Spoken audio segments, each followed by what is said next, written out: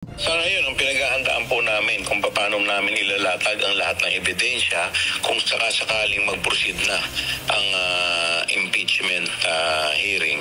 Dalawang petisyon na ang inihain sa Korte Suprema upang questionin ang legalidad ng impeachment complaint laban kay Vice President Sara Duterte. Ngayong araw, inatasan na ng Supreme Court en banc ang House of Representatives, House Secretary General Reginald Velasco at ang Senado na sagutin sa loob ng 10 araw ang petition for prohibition na inihain mismo ni VP Duterte. Nais ipadeklara ng pangalawang Pangulo na walang bisa ang impeachment complaint laban sa kanya dahil sa umunoy paglabag sa 1-year ban. Vice President Duterte filed a petition for certiorari and prohibition with a prayer for a temporary restraining order or TRO, seeking to nullify the 4th impeachment complaint against her. The court required the House of Representatives, its Secretary General Reginald Velasco, and the Senate to comment on the petition within a non-extendable period of 10 days from notice. The action was they were going to study whether these cases should malinaw not extendable kasi itong kamera binigyan ng 10 araw na magkomento sa budget, naghumingi ng extension. Hindi kasi alam mo, yung unang paghingi nila ng extension doon sa budget, akala ko ba napag-aralan nyo ng todo-todo yung budget? Bakit humingi kayo ng extension? 10 araw, hindi pa ba sapat yun? Ano ba ginagawa nyo? Wala na nga kayong ginagawa, nangangampanya na lang kayo. Hindi pa ba sapat yung 10 araw? Hindi sapat yung 10 araw na yun kung ikaw ay wala, talaga, kung sablay talaga yung budget. Hindi talaga sapat yung 10 araw.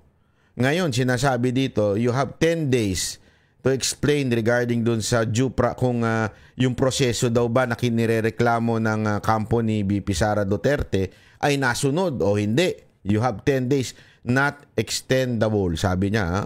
Ewan ko kung yan po ba ay talagang masusunod. Hindi ko po alam kung anong klaseng patakaran po yung ganyan. Pero siguro naman, 10 araw, ipapaliwanag nyo lang tungkol doon sa impeachment. Aba. Pambira kayo. Consolidated them up. No TRO in the meantime. Wala pang kopya ng direktiba ng Korte Suprema ang House of Representatives.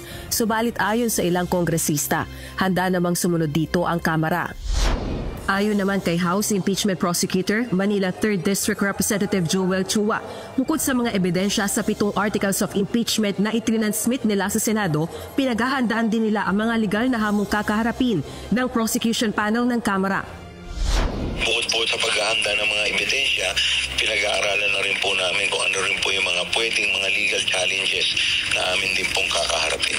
Tumanggi naman si Congressman Chua na sagutin ang tanong kung nilalabag ba ng Senado ang konstitusyon sa hindi agad pag-aksyon sa impeachment complaint. Lalo na't ang senator judges ang magdedesisyon sa 7 articles of impeachment na inihain ng Kamara. Alam mo, ayoko namang mag-comment tungkol dyan. Dahil unang-una, kami po ay bilang prosecutor ay tatayo na prosecutor dito po sa impeachment at ang Senado ay magiging senator judge. So ang pangit naman po na kami po ay sasabihin po namin na sila ay talaga naman. Wala naman kayong delikadesa eh. Bakit hindi nyo pa sabihin na minamadali nyo yung Senado? Ano ka na naman dyan? Hugas kamay ka na naman dyan, Chua eh. Alam naman natin, minamadali nyo eh.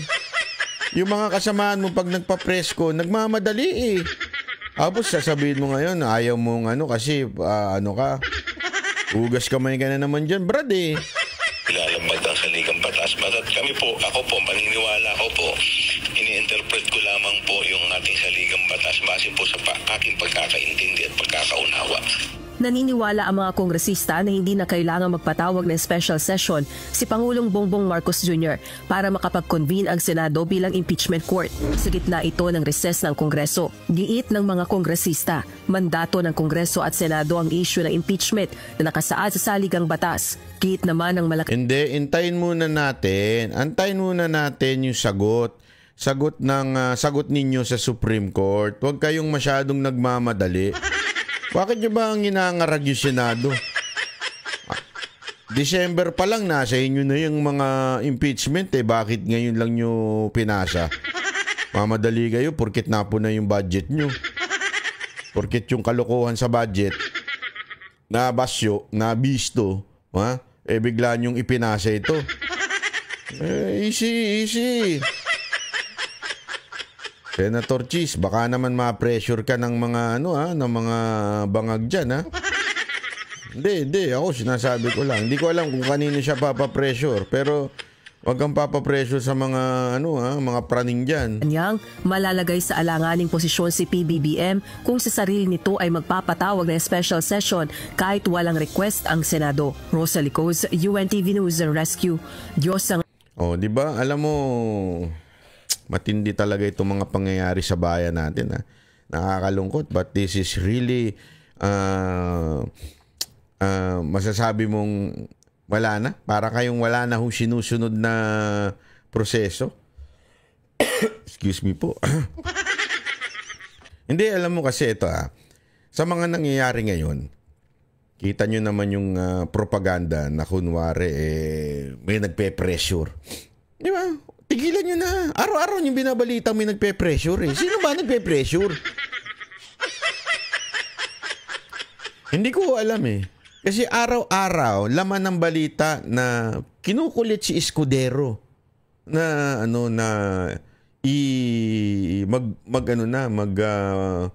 i-start na yung impeachment trial. Bakit ganun?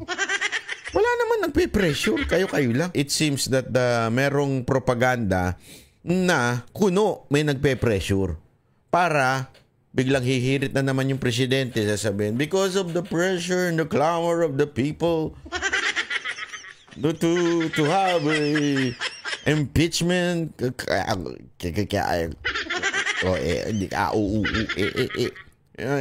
impeachment, I will call for a special session in the Senate. Mga ganyan. Ay, mga palusot nyo. Wow. Hindi, ito napansin ko kasi. Ako, ewan ko, siguro napansin nyo rin mga kababayan.